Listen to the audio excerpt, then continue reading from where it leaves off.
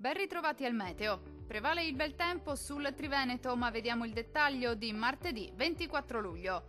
Sul Veneto ampio soleggiamento, sarà dunque una splendida giornata all'insegna del sole su tutti i settori.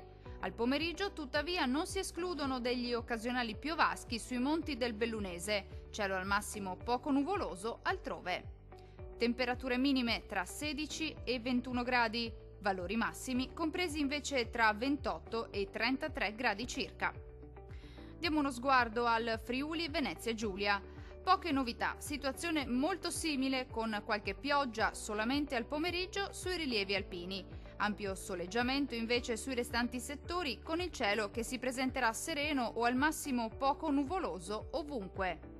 Temperature minime tra 17 e 19 gradi, valori massimi oscillanti invece tra 30 e 32 gradi circa. Vediamo infine la situazione del Trentino Alto Adige. Non cambia di molto la previsione, con tanto sole al mattino e solo con qualche isolato fenomeno al pomeriggio sui settori alpini di confine. Cielo sereno o al massimo poco nuvoloso ovunque altrove.